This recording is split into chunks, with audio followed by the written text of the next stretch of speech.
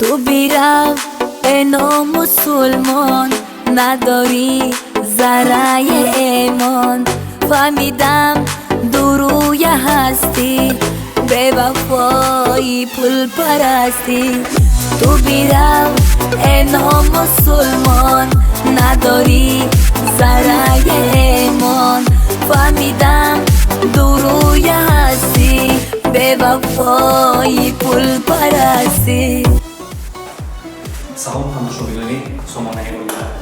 می‌دونید ما در کجا قرار داریم؟ ما در پشت یکی از چهره‌های صحنه.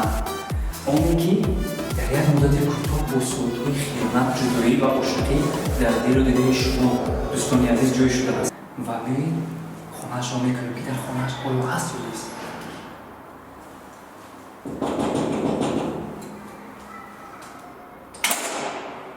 سلام علیکم. می‌بخشید اینجا خانه گلدانه علیرضا است؟ کدام خانه است؟ سلام علیکم.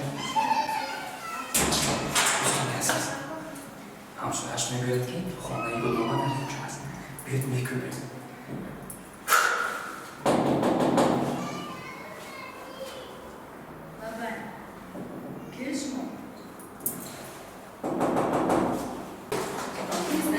ممکن است؟ السلام علیکم آقای گلدانه. چه شما؟ خوبه؟ نبض سلامتی خوب است؟ می‌ترسید که توی بعد می‌آید. ما مهمان‌های نوخوانده گشتیم ممکن است با خانه شما داریم؟ بیایید بچه‌ها. زنده باشید. ما همون مهمان‌های نوخوانده خواستیم که از زندگی شما باخبر شیم، از روز و روزگار شما باخبر شیم، به همین خاطر مهمان شدیم. گلدانه خان این حال چیکار بند است؟ چیکار کرده است است؟ در آشپزخانه اوقات کردیستم مرامت کنید. آن همه گلدانه‌ای که شما در صحنه می‌بینید بسیار می‌جنباند و می‌لرزاند و با شیوه‌ای شیرین می‌سراید. امروز در کخنی مهارتی کارگرونگی داشته باشد. بیایید دوستان می‌سنجیم. بیایید بچه‌های عزیز می‌بینیم که گلدانه بانو امروز بهر تماشابین ما چی آماده کرده می‌تواند. استاپ مرا هزار یک آدم تماشا میکنه شما چیکار کردید؟ من لباسمو عوض کنم. مرحمت.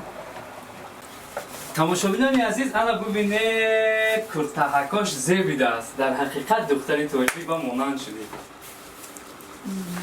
دختر تاجیک ده همه وقت کرته ملی تاجیکی میزه. شما امروز میبینیم که در این دک خوراک دیگر شده است. در اینجا دیگر چی آماده میکنید؟ شوربا کردیستم برای خانگی ها. شما که مهمان هستید برای شما مانتو آماده میکنم. مایل شما اگر با گوشت گاو باشه با گوشت گاو، اگر گوسفند باشه با گوشت گوسفند. پرابلم نیست. من نادیده شدم که در مانتو حتی تخمم ارزش میکردم. این بسیار خوب است. اگر اجازه بشه من در همین سال شینم ممکنه؟ مرحمت کنید چی؟ من هستم. کنی ببینیم کنی گلدانه چیزا آماده میکند این مانتی با قولی دکتنوی خود رو. آب رو با نمک و تخمی تجربه کرده. میخته میکنید بعدا چی رو عوارش میکنید؟ آرد. چند قدر آرد رو که تماشابینی ما دونن تو که در خانه خود آماده کنم. خانه اگر 4 نفر باشد یک پیاله آب بسنده است. خانه اگر زواله میگیریم نه اصلا منطو را یک 5-6 نمود منطو را میدم. خانومک و کپس منطو ریزه، گوشت قطعی، پیاز قطعی، کدو قطعی. راستش رو بگید چی نمود خوراک رو پخته نمیتوانید؟ نمیتوانم؟ نمیتوانید. اما فقط رولتون قطخمه خودمشا بد میبینم. دیگر همه نمود خوراک رو آماده میتوانید؟ همه نمود کلچه قنده و چند نمود چه میتوانم. مرا خیلی نبینید من همه چیز عیبش میبینم. پیاز، گوشت گو ریزه کردم نو. گوشت سیویجی گوشت گو ریزه کردم. این منتو. اکنون من برای شما یاردم میگم چه خیلی است؟ برای شما که مهمان چه یاردم میگم؟ من میخوام شما کمک کنم. اگه پیشبندک؟ البته پیشبندک باشد و من مرودیه. یا پیشبندک من. با دستای خودم دختگی. یک خوشم رقص دارد. این معنی ها رو دارد که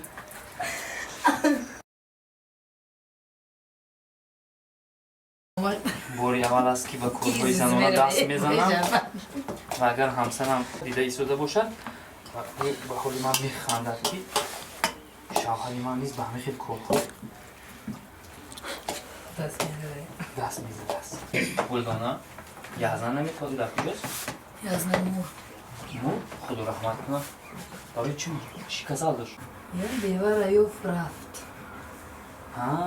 Яъне пулҳои Гулдонаро хӯрда тамом карду дунболи дигар кас рафт. Ҳамин хел? Ман фаҳмидам. Шумо бар қасди ин мард қадами Қурбонро ёфтед. Ба рӯзҳои наздик бо ӯ хонадор мешавед. Рост аст? Туй намешам, суруди як вадиа, дует мехонем. Албатта ошиқона аст. Ошиқона. шумо боварӣ доред ки шавҳаратон баъд аз тамошои ин клипе ки ҳамроҳи қадами Қурбон мекунед сӯхта ободон мешавад? мон бусӯзад, мон сӯхта мурад. Мара дар ҳаёт, дар зиндагӣ раҳгум кард, мара дар зиндагӣ сӯзонон, монам ваям бисӯзад. мара бисёр азобу ғам буд. Ман дар зиндагӣ хонаи обод, шавҳари баномус мехостам. надонистам ки ин хел мардакое ки пас алфонс будаи нафаҳмидам. яъне шавҳари шумо алфонс? من چقدر ساده بودم که با او دل داده بودم من نمیبخشم خودم را که با او دل داده بودم تو بیرو ای نامسلمان نداری ذره ایمان فهمیدم دو روی هستی به وفای پول پرستی як каф мекунем. Гулдонахон боварӣ доред ки як рӯз на як рӯз пушаймон шуда боз ба даратон бармегардад? ӯ аллакай пушаймон шудааст. чанд бор омад, ман қабул накардам, рад кардам. ман як гапаем, ҳама чида як гап дорам. ҳамон нашид намешавад начи. мегӯянд ки Гулдонаро ҳар шаб мебаранд. куҷо мебаранд? бале рост меган, ҳар шаб мебаранд. мара мебаранд. мардум ҳар хел фикро мекунанд. мара ба тарафхонаи Ситора. чӣ кор мекунед дар онҷо? дар уҷа суруд мехонам. уҷа тарафхона қатӣ яъне ки шумо шартнома доред? шартнома дорем. дар уҷа суруд мехонам. падарам умуман писар надорад. ман дар оила ҳам духтарам ҳам бачаам. падарамро ман нигоҳбинӣ мекунам. падарам модарам ҳардуш инвалидам. ман нигоҳ мекунам. мо дар оила 5 духтарем, 2 апа, 2 хоҳар. хонаи обод доранд. шукронаи худо. духтар меган моли мардум аст. як солда як бор меоянд, 1 соат 2 соат мешинанд мераванд. ҳам хоҳарам ҳам апам. خداوندا من چی دیدم همیشه با چشم ترم برادر و دادر ندارم که بگیره خبرم دارم علم در دلم ای بختی بدم منالم دارم علم در دلم ای بختی بدم منالم با کی بگویم رازی دل ای خدای تاری سرم خدا جانم از تو طلب دارم که ایمانم بیده باری دیگر بخت و سفید لطفی احسانم بیده. мегӯянд ки қадами Қурбона ҳамсараш дар хуни шумо ташна аст, чунки шумо ҳар шаб ба шавҳари ӯ занг зада смсҳои ошиқона мефиристед. сабабашро фаҳмода метавонед? сабабаш чӣ фаҳмонам? аз қадами Қурбон чӣ мехоҳед? ман мухлиси қадами Қурбон. аз чашмони қадами Қурбон бармеояд ки ӯ чӣ қадар духтарбозу занакбоз аст. шумо наметарсед ки мабодо не итари нест. чашмои як хел одам амитар. мара да саҳна дидаги одаме ки бе и духтари чиай бачабоз ай. ӯ қадами Қурбонам чашмош ранги чашмои ма вай бечора номаш бадном аст. ӯ тариф мардак нест. тақдир шуморо бо қадами Қурбон ҳамқисмат гардонад. шумо розиед ки чунин шавҳар бед? не қадами Қурбон хонаи обод дорад, зан дорад, занаш намебукшам. Гулдона, агар ягон مرده که پولدار ایساری محبت ند که بیا زنی دویمی من شد شما روزی میشود؟ خیلی ما خیلی تقدیرم ندارم که اگه مردک بیایه با مردک سوم دارم پیش من میاد 20 سوم میشه ای همه جا قرضا میشه ایمه سوم میپرسه و شوی مورم گرفتن مرم شوی اون کسا بگیرم چه میکنه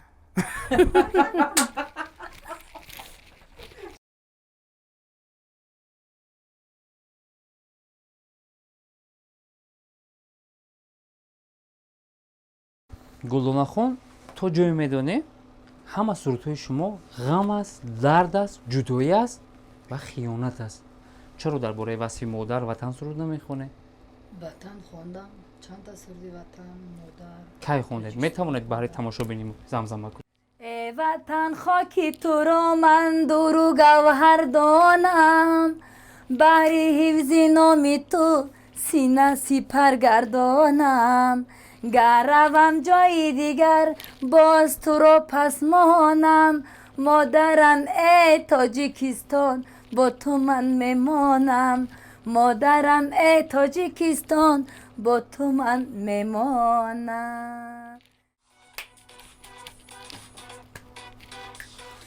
رفتی بود دل پاره کردم من خدا را زاره کردم نرسیدی تو بدادم من تو را از دست دادم ما در حقیقت به مهمانداری گلدانه علیارزاده سرآینده امیدبخشی کشورمان قائل گشتیم. او در حقیقت هم کدبانوی ماهر است هم سرآینده خوش صدا و خوش ادای صحنه تاجیک است. آخرین سخن رو به شما میدیم تا تمنیات خویش رو برای تماشا بینیم و گپ زنیم. سلامت باشین زنده باشین اولا خوش آمدید در خانه من آرزو دارم که تاجیکستان ما همیشه زیبا و زیباتر شود گلگلشکفان باشد تنجی و امانی باشد هر مردی تاجیکستانی خودمان سربلند باشد